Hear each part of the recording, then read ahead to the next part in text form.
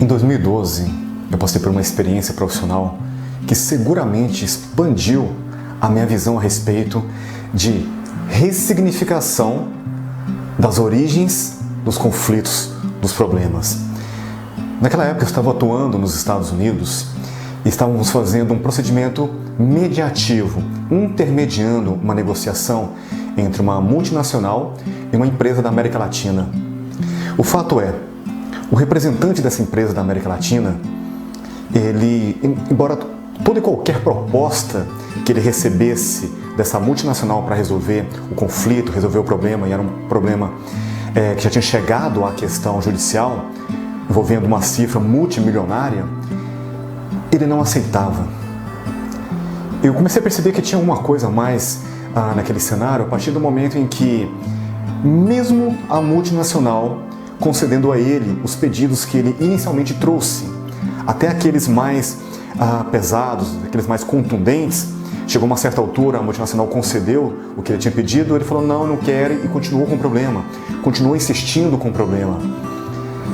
Naquele fato, naquele procedimento, conversando com ele em separado, a gente batendo um papo, e eu naquela época, com inglês não muito bom, tendo um pouco de dificuldade de me comunicar, a representante da multinacional, uma americana, obviamente inglês perfeito por ser nativa, e eu com inglês não muito bom e ele também não.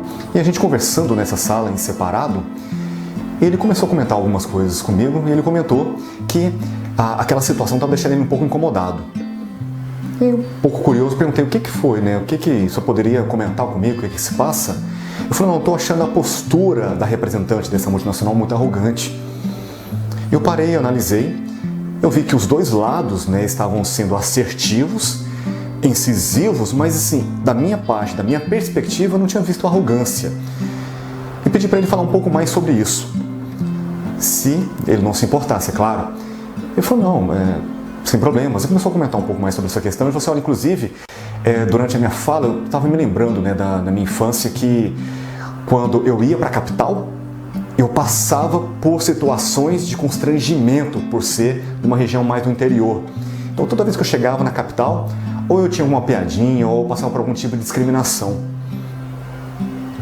E eu parei, olhei para ele e perguntei, o senhor sentiria algum desconforto por ser, por exemplo, campo hipotético, representando uma empresa, uma distribuidora da América Latina, está à frente a uma representante de uma multinacional norte-americana?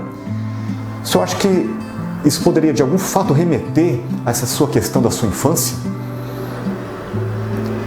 Ele parou, respirou, pela primeira vez o semblante dele ficou um pouco mais armado. E naquele momento, ele começou a perceber uma conexão entre uma dor da infância e o que ele estava vivenciando naquele momento.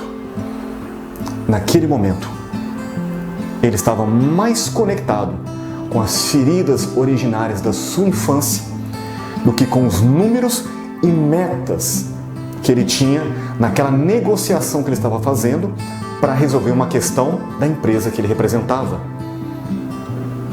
Naquele dia, naquele momento, eu percebi que, por mais que tenhamos uma objetividade, um lado racional, uma praticidade para lidar com as coisas, em muitos momentos, o nosso emocional, principalmente aquilo que trazemos em nosso inconsciente, especialmente aquilo que é oriundo de crenças originárias na infância, podem e quase sempre ditam as regras dos nossos comportamentos. Naquele dia eu percebi, na prática, o quanto a força de uma criança interior que todos nós trazemos pode definir e decidir as nossas ações, ainda que no cenário do inconsciente. Depois dessa experiência, eu passei, por meio de uma pesquisa científica e depois trazendo isso para o campo prático, a analisar quanto os conflitos, os relacionamentos interpessoais estão ligados a essas feridas da criança interior. O quanto a nossa forma de pensar, de agir e principalmente de reagir está sendo orientada e impulsionada pelas dores dessa criança. De 2012 para cá, venho analisado isso em várias situações de relacionamentos, principalmente entre casais e relacionamento pais e filhos.